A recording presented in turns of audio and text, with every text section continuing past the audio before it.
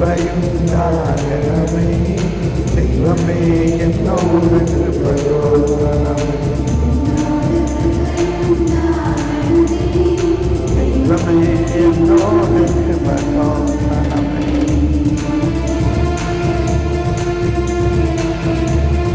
എന്താണ് കൃപ? എന്താണ് കൃപ? ദൈവീകത മാനുഷികതയിൽ ലയിക്കുന്നതിന് കൃപ എന്ന് പറയുന്നു. ഒരു കരം വലതുകരം ഉയർത്തി, ഇതാണ് ദൈവീകത. ഇടതുകരം മാനുഷികത. ശ്രദ്ധിച്ചോളൂ, കണ്ടോ? ദൈവീകത, സാവധാനം, ഇതാ മാനുഷികതയിലേക്ക് ചെയ്യൂ, ഇങ്ങനെ ചെയ്യൂ. ആ കണ്ടോ, ഒരു ഡാൻസ് പോസാണ്. അതുകൂടി ദൈവീകത മാനുഷികതയിലേക്ക് ലയിച്ചു. വിടല്ലേ, ലയിച്ചോ.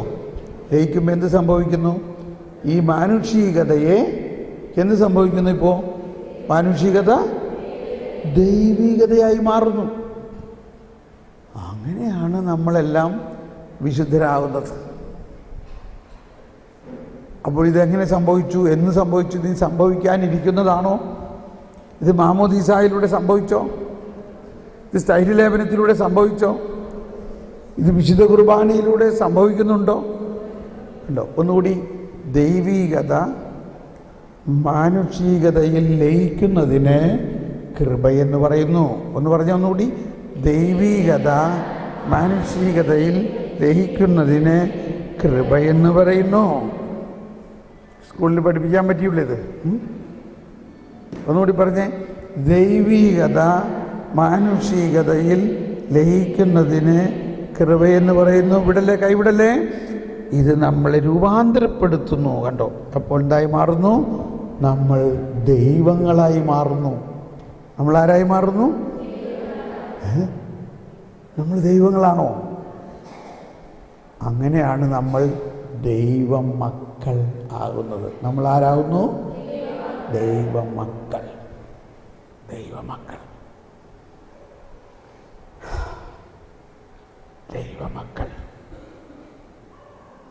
അപ്പോൾ ആ ദൈവമക്കൾ, വാസ്തവത്തിൽ നമ്മൾ ദൈവമക്കളാകുന്നത് നമ്മൾ സാധാരണ മാതാപിതാക്കളുടെ ഒരു ബയോളജിക്കൽ റിലേഷൻഷിപ്പിൽ നിന്നാണ് ഉണ്ടായതെങ്കിലും വിശ്വാസത്തിലൂടെ, ജ്ഞാനസ്നാനത്തിലൂടെ ഈ രക്ഷാകര ദാനം നമ്മിലേക്ക് ഒഴുകി നമ്മളെ ദൈവമക്കളാക്കി മാറ്റിയിരിക്കുന്നു.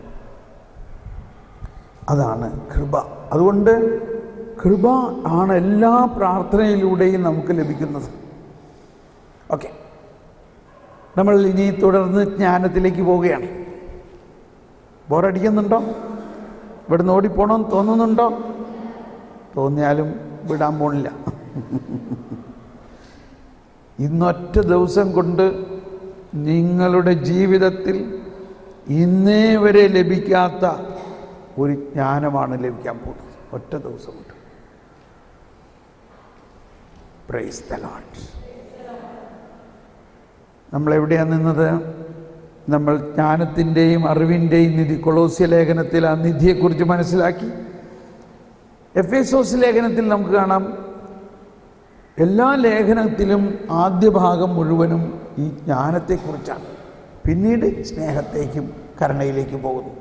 എഫേസോസുകാർക്ക് എഴുതിയ ലേഖനത്തിൽ 1-ാം അധ്യായം 8-ാമത്തെ വചനം ഒന്ന് വായിച്ചു നോക്കിയേ. 1-ാം അധ്യായം. കൃപയാകട്ടെ അവിടുന്ന് തൻ്റെ ജ്ഞാനത്തിലും വിവേകത്തിലും നമ്മിൽ സമൃദ്ധമായി ചൊരിഞ്ഞിരിക്കുന്നു. Praise the Lord. എടുത്തോ, എഫേസോസ് 1-ാം അധ്യായത്തിൽ 8-ാമത്തെ വചനം. എഫേസോസ് 1-ാം അധ്യായത്തിൽ 8-ാമത്തെ വചനം എല്ലാവരും ഉച്ചസ്വരത്തിൽ ഏറ്റുപറയുക. ഈ കൃപയാകട്ടെ. ഓ പ്രൈസ് ദി ലോർഡ്.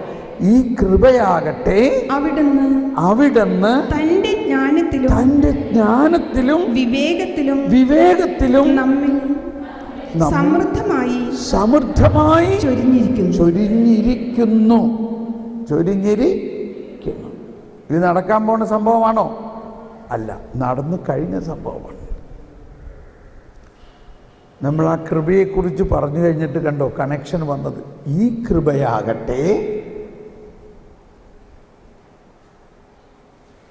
ഒന്നുകൂടി വായിച്ചേ, ഈ കൃപയാകട്ടെ അവിടുന്ന് തൻ്റെ ജ്ഞാനത്തിലൂടെയും വിവേകത്തിലും നമ്മിൽ സമൃദ്ധമായി ചൊരിഞ്ഞിരിക്കുന്നു.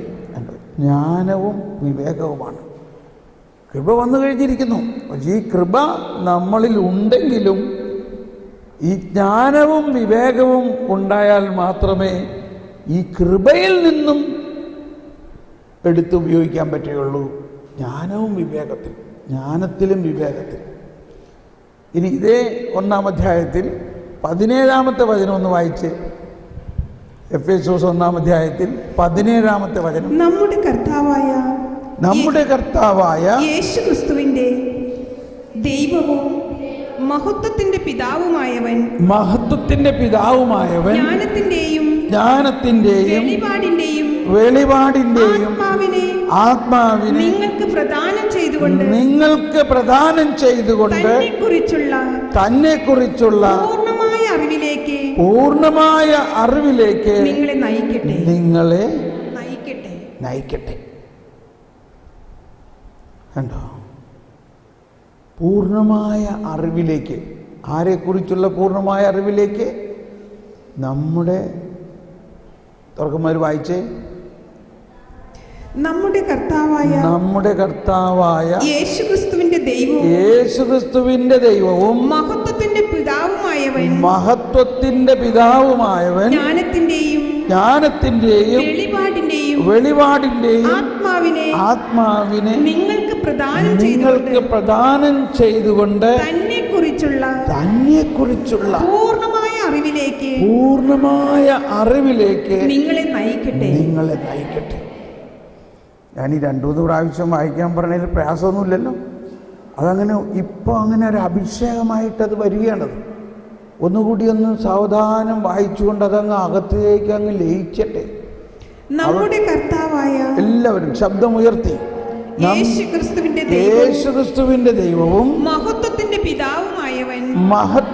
പിതാവുമായവൻ ജ്ഞാനത്തിന്റെയും വെളിപാടിന്റെയും ആത്മാവിനെ നിങ്ങൾക്ക് പ്രദാനം ചെയ്തുകൊണ്ട് തന്നെക്കുറിച്ചുള്ള പൂർണ്ണമായ അറിവിലേക്ക് നിങ്ങളെ നയിക്കട്ടെ.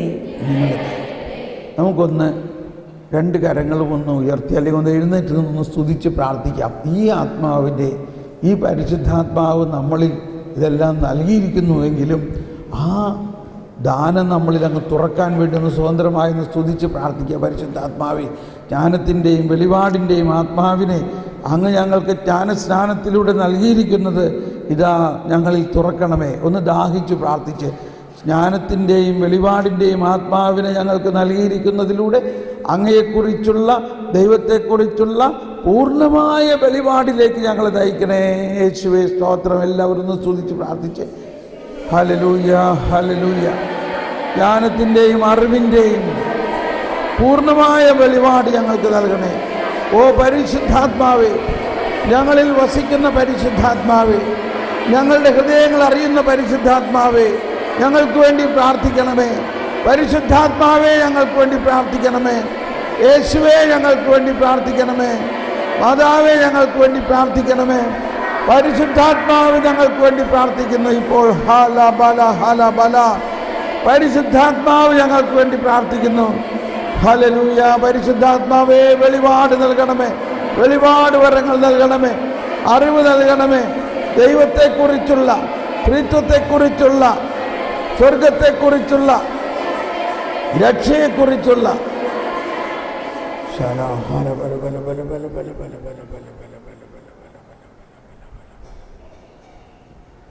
Praise the Lord. ഇരിക്കാം. ഇപ്പോൾ ഇങ്ങനെ എഫേസോസുകാർക്ക് എഴുതിയ ലേഖനത്തിൽ ഒരുപാട് സ്ഥലത്ത് ഇതേ കാര്യമാണ് പറഞ്ഞിരിക്കുന്നത്.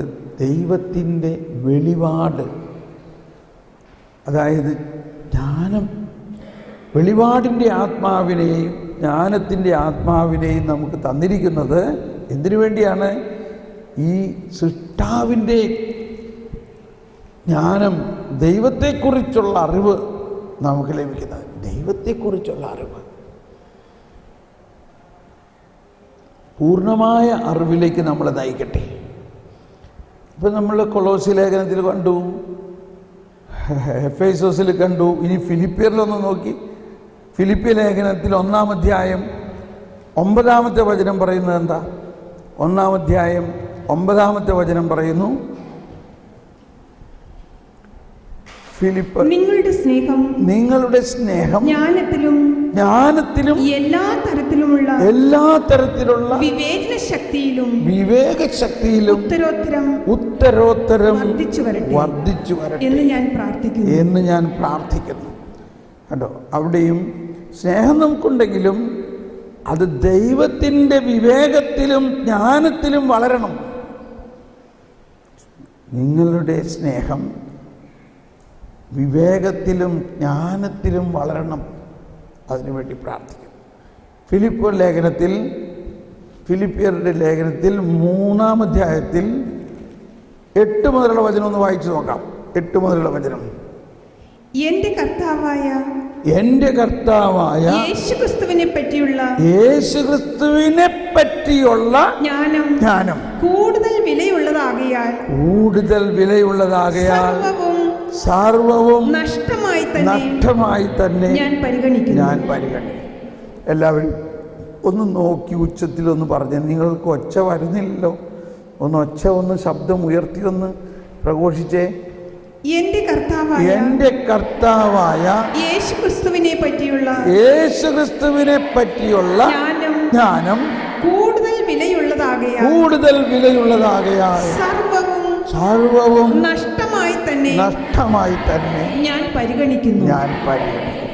കണ്ടിന്യൂ, തുടർന്ന് വായിക്കാം.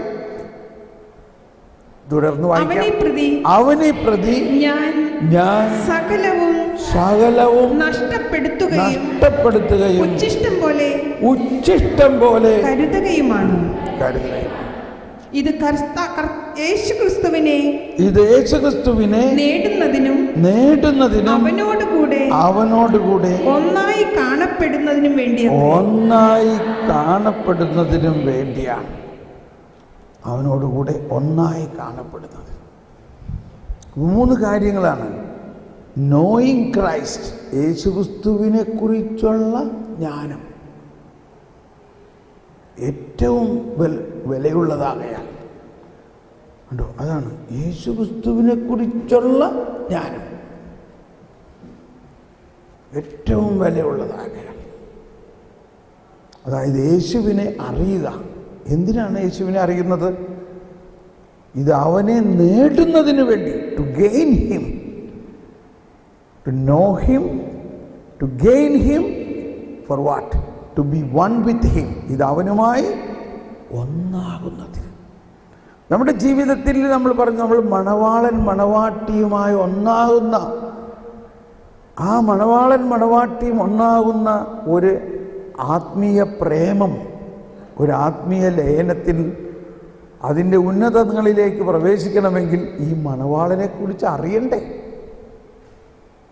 മണവാളനെക്കുറിച്ച് ഇങ്ങനെ അറിഞ്ഞ് വരുമ്പോഴാണ് എന്തോ ഒരു സ്നേഹമാണെന്നറിയാമോ. ഈ മണവാളൻ നമ്മൾ തെറ്റുകളൊക്കെ അന്വേഷിച്ച് നടന്ന് ശിക്ഷിക്കണ ഒരു മണവാളനാണെങ്കിൽ പതുക്കനെ അങ്ങേരെ കാണാണ്ടിങ്ങനെ വശത്ത് കൂടി പോകൂലേ? മണവാളനെക്കുറിച്ചുള്ള അറിവിൽ മണവാളന് നമ്മളോടുള്ള ആ വാത്സല്യവും സ്നേഹവും അറിയണം. അതറിയുമ്പോൾ അതാണ് ആധ്യാത്മിക പ്രേമം എന്നെല്ലാം പറയുന്നത്. ഇതെല്ലാം ഈ വിശുദ്ധന്മാർക്ക് വേണ്ടി മാത്രമല്ല, നമുക്ക് എല്ലാവർക്കും വേണ്ടി ഉള്ളതാണത്. നിങ്ങൾ ആ ജീവിതത്തിലാണ്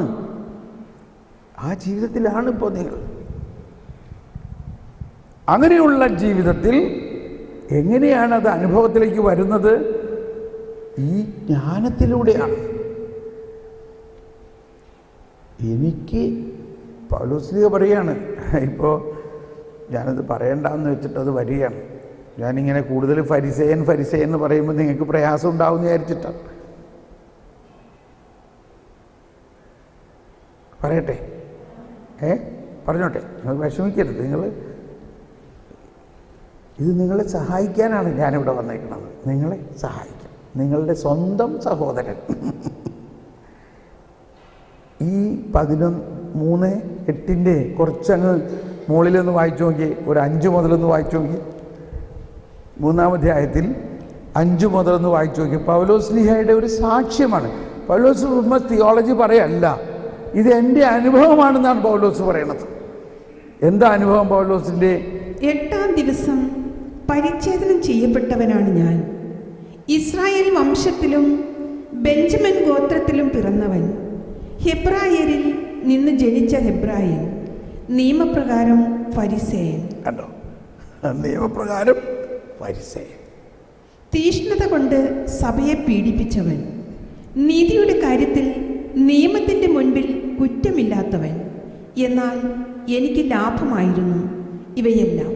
ക്രിസ്തുവിനെ പ്രതി നഷ്ടമായി ഞാൻ കണക്കാക്കി. ഇവ മാത്രമല്ല, എൻ്റെ കർത്താവായ യേശു ക്രിസ്തുവിനെ പറ്റിയുള്ള ജ്ഞാനം കൂടുതൽ വിലയുള്ളതാകയാൽ സർവവും നഷ്ടമായി തന്നെ ഞാൻ പരിഗണിക്കുന്നു. ഭയങ്കര ടെസ്റ്റ് പണിയല്ലേ? ഭയങ്കര ടെസ്റ്റ് പണിയാണ്. ഞാൻ മറ്റുള്ള അപ്പസ്തോലന്മാരുടെ മാതിരി അല്ല, ഞാനൊരു ഫരിസേയനായിരുന്നു. ഒരു കഠിനമായ ഫരിസേയനായിരുന്നു. ഭയങ്കര കർക്കശക്കാരനായ ഫരിസേയനായിരുന്നു.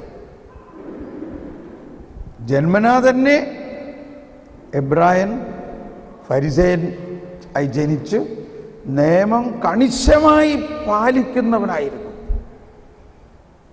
പക്ഷേ കർത്താവ് ഈശോ മിശിഹ അവനെ ഒന്ന് മുട്ടി. കർത്താവിൻ്റെ ആ ജ്ഞാനം അവനിലേക്ക് വന്നപ്പോൾ അതെല്ലാം മാറ്റി അവനൊരു പുതിയ സൃഷ്ടിയായി. എന്നിട്ട് പറയാണ്, എൻ്റെ കർത്താവിനെ കുറിച്ചുള്ള ജ്ഞാനം, എൻ്റെ കർത്താവായ യേശുവിനെ കുറിച്ചുള്ള ജ്ഞാനം എനിക്ക് ഏറ്റവും ശ്രേഷ്ഠമായതിനാൽ ഈ പഴയതെല്ലാം ഞാൻ വിട്ടു.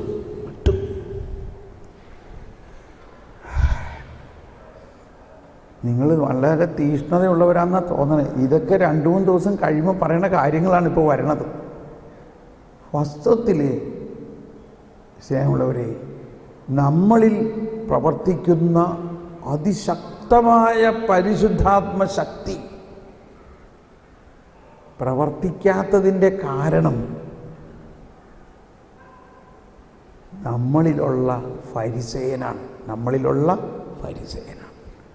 ഇതെനിക്ക്, ഞാൻ 10-25 വർഷമായിട്ട് സുവിശേഷം പ്രഘോഷിക്കുന്നുണ്ടെങ്കിലും ഈ ജ്ഞാനം എനിക്ക് അടുത്ത കാലത്തെ കിട്ടിയുള്ളൂ.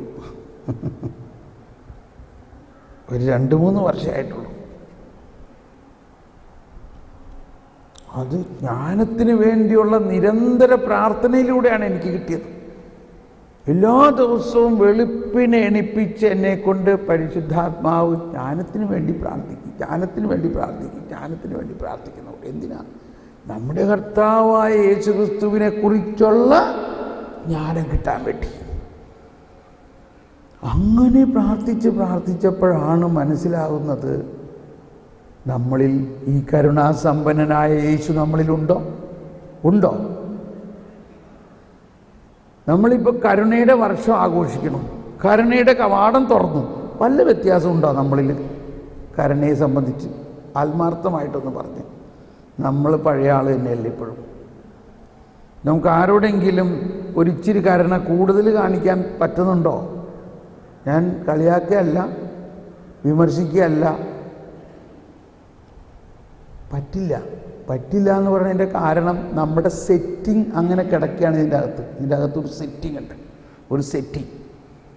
ആ സെറ്റിംഗ് മാറണം. കരുണ കിട്ടാഞ്ഞിട്ടാണോ? ഇതിൽ കൂടുതൽ എന്താ വേണ്ടേ? എല്ലാ ദിവസവും നിങ്ങൾക്ക് കരുണയുടെ കർത്താവ് ശരീരവും രക്തവും തരികയാണ്. ഇതിൽ കൂടുതൽ എന്താ വേണ്ടേ? ഇല്ലേ? നിങ്ങളെ സംബന്ധിച്ച് എല്ലാ ദിവസവും വിശുദ്ധ കുർബാന അർപ്പിക്കാനുള്ള സൗകര്യവും. കരുണയുടെ കർത്താവ് നിങ്ങളിൽ ഇറങ്ങി വരണം. പക്ഷേ എന്നിട്ടും പള്ളിയിലത്തെ കഴിഞ്ഞു കഴിഞ്ഞാൽ അതെവിടെ പോകണമെന്ന് അറിഞ്ഞൂടാ.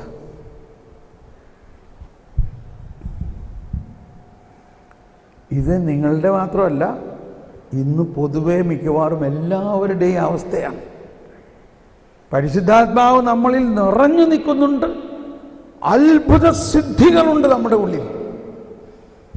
ഞാൻ പറയാണ്, നിങ്ങളെല്ലാവരിലും അതുപോലെ അത്ഭുത വരപ്രസാദമുണ്ട്. പക്ഷേ അതും പുറത്തേക്ക് വരണില്ല. എന്തുകൊണ്ട്? ഇപ്പം രണ്ട് കാര്യങ്ങളാണ് നമ്മൾ പറഞ്ഞത്. ഒന്ന്, കരുണ. കരുണ നമ്മളിലുണ്ട്. ഉണ്ടോ ഇല്ലയോ? കർത്താവ് ഈശോ മിശിഹ കരുണയുടെ ദിവ്യകാരുണ്യമായ ഈശോ നമ്മളിലേക്ക് എഴുന്നള്ളി വരുന്നു. മറ്റെല്ലാ കൂദാശകളിലും കൃപയാണ് നമുക്ക് ലഭിക്കുന്നതെങ്കിൽ ദിവ്യ കുർബാനയിൽ, വിശുദ്ധ ബലിയിൽ നമുക്ക് കൃപയുടെ ദാതാവിനെ തന്നെ ലഭിക്കുകയാണ്. കൃപയുടെ ദാതാവിനെ. സമ്മതിച്ചോ? ശരിയല്ലേ?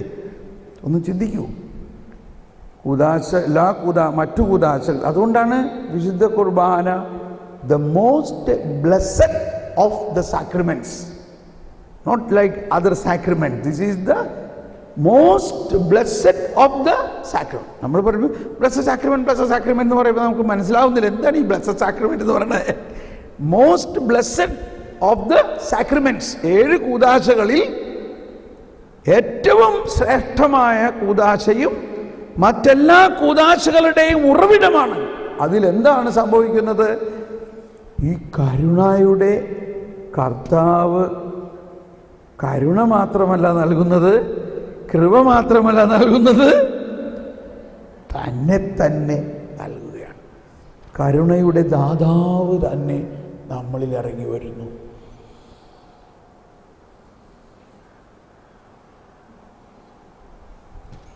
എന്നാൽ ഇത് വിമർശനമല്ല.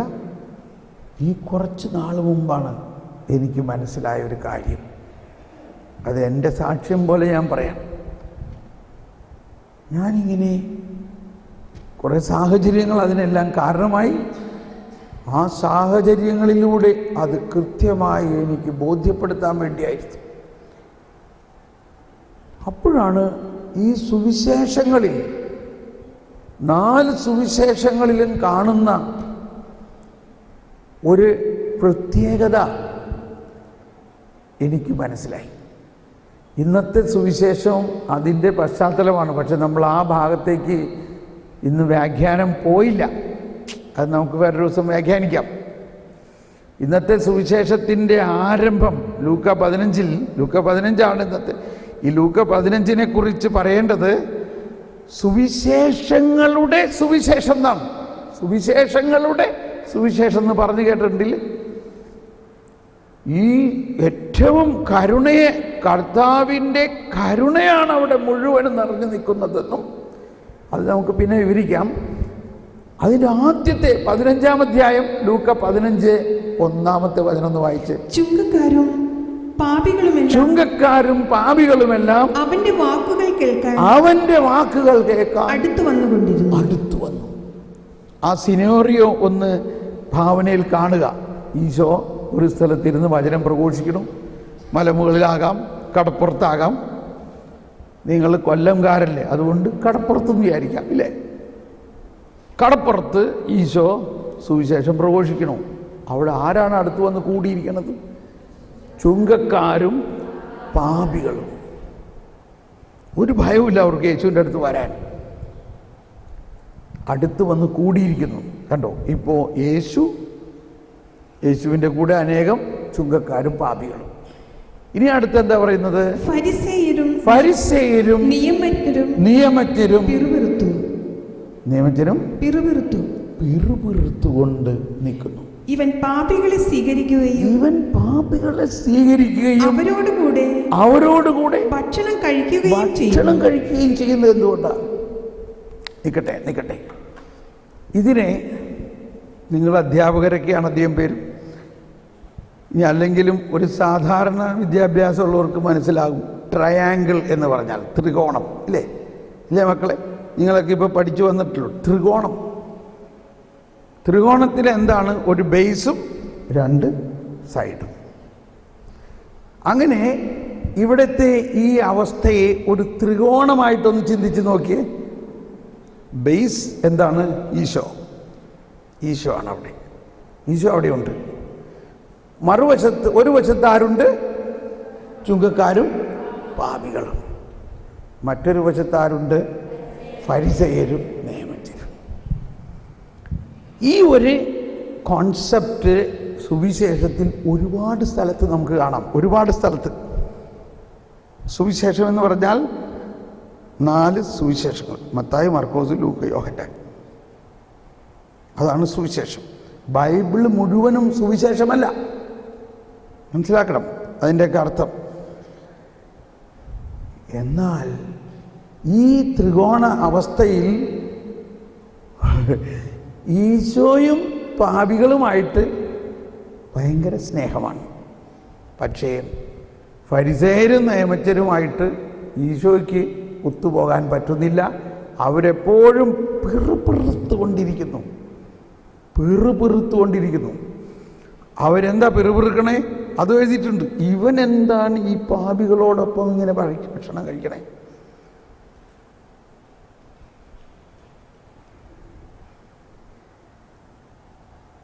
ഇപ്പം നിങ്ങൾ ചിന്തിക്കണത് എന്താണാവോ ഈ സാറ് പറയാൻ പോണേന്നാണ്. നമ്മളതിൻ്റെ സാരാംശത്തിലേക്ക് ഇപ്പോഴും വന്നിട്ടില്ല.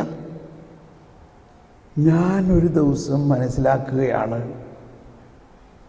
ഈ അവസ്ഥ 2000 വർഷങ്ങൾക്ക് മുൻപ് പാലസ്തീനയിലെ തെരുവുകളിലുണ്ടായിരുന്ന ഈ അവസ്ഥ. അന്ന് യേശു അവരോട് പറഞ്ഞു, ഫരിസേയരെ, നിയമജ്ഞരെ, നിങ്ങൾക്ക് ദുരിതം. നിങ്ങളുടെ നീതി, അല്ലെങ്കിൽ ഫരിസേയരുടെയും നിയമജ്ഞരുടെയും നീതിയെ മറ്റുള്ളവരോട് പറയാണ്, നിങ്ങളുടെ നീതി അതിശയിക്കുന്നില്ലെങ്കിൽ നിങ്ങൾ സ്വർഗരാജ്യത്തിൽ പ്രവേശിക്കാൻ പോലും പറ്റില്ല. ഫരിസേയരുടെ നീതി മറ്റൊന്നാണ്.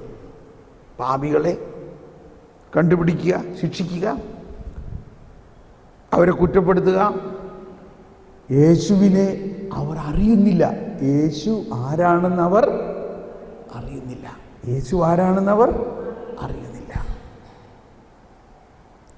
യേശുവിലൂടെ വരാനിരിക്കുന്ന രക്ഷാകര കൃപയിലൂടെയാണ് രക്ഷയെന്നും അവർ അറിയുന്നില്ല. ദൈവനീതി എന്തെന്നവർ അറിയുന്നില്ല. ഇനി ശ്രദ്ധിക്കണേ, ഒന്ന് കൈവീശി കാണിച്ചേ. ഞാനിങ്ങനെ ജ്ഞാനത്തിന് വേണ്ടി പ്രാർത്ഥിക്കുമ്പോൾ എനിക്ക് കിട്ടിയ ഒരു ഉൾക്കാഴ്ച, തോമസ് പോളെ, നിന്റെ ഉള്ളിലും ഇതേ അവസ്ഥയാണ്. എൻ്റെ ഉള്ളിൽ എന്താ? എൻ്റെ ഉള്ളിലൊരു ഈശോ ഉണ്ടല്ലോ. നമ്മളെല്ലാവരിലും ഉണ്ടല്ലോ. എൻ്റെ ഉള്ളിൽ ഒരു പാപിയും ഉണ്ടോ? മാർപ്പാപ്പ വരെ പറഞ്ഞ എന്താ? ഞാൻ വലിയൊരു പാപിയാണ്. ഇത്രയും വലിയ മദർ തെരേസ എപ്പോഴും പറയാറുണ്ട്, ഞാൻ വലിയൊരു പാപിയാണ്. പത്രോസ് അപ്പസ്തോലൻ പറഞ്ഞു, കർത്താവേ, പാപിയായ എന്നിൽ നിന്നും വിട്ടുപോകുക.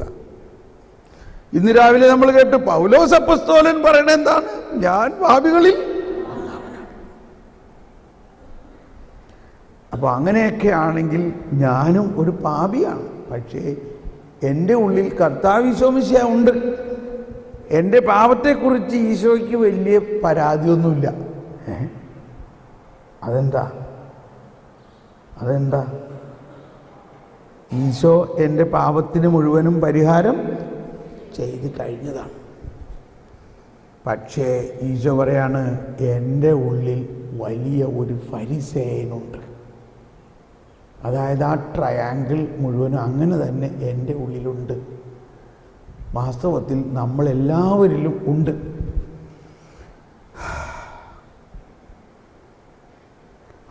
ഫരിസേയൻ അവൻ്റെ കണ്ണിലൂടെ നോക്കുമ്പോൾ ഈ യേശുവിനെ അത്യുന്നതമായ കൃപാവരത്തെയും കരുണയെയും കാണുന്നില്ല.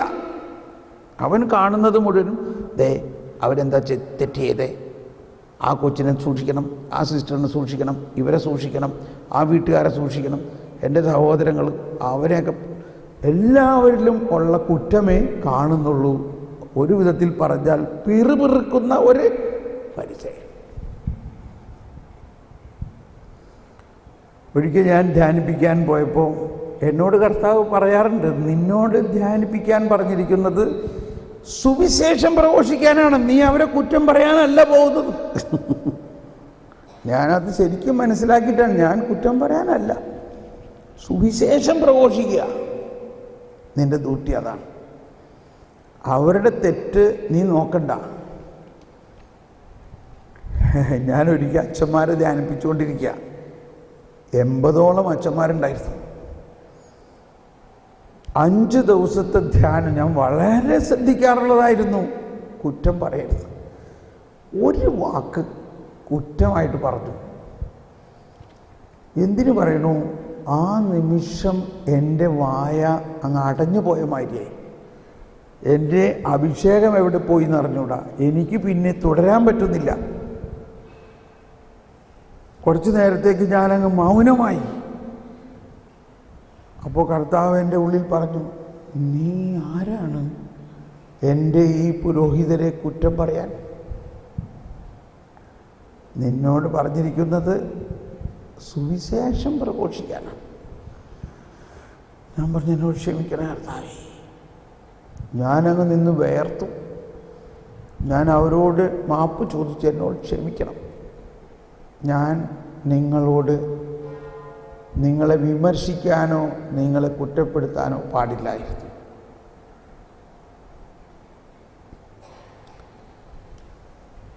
ഞാൻ മുട്ടുകുത്തി അവരോട് ക്ഷമ ചോദിക്കുകയും ഞാൻ പറഞ്ഞു, നിങ്ങൾ ദയവ് ചെയ്ത് എന്നോട് ക്ഷമിച്ച് എന്നെ അനുഗ്രഹിക്കണം. ആ സീൻ നിങ്ങളൊന്ന് കാണും.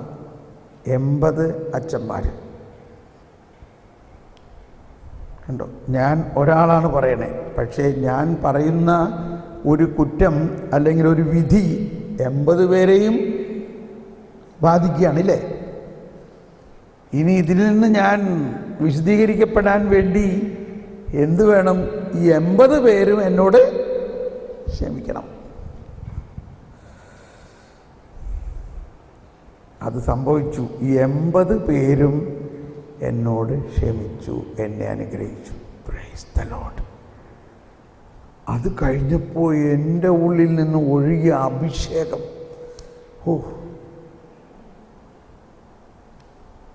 പക്ഷെ ഇതെല്ലാം കർത്താവിൻ്റെ പരിപാടിയാണെന്ന് തന്നെ പറയണം.